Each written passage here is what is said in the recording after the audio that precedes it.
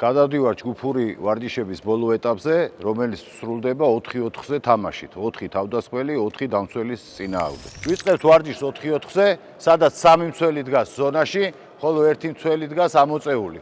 ეს მცველი თავდასხმელისკენ დგას ზურგით და მხოლოდ თავდასხმელის ხელის დადების შემდეგ ცდილობს შემოტრიალდეს და დაიჭიროს მისივე თავდასხმელი.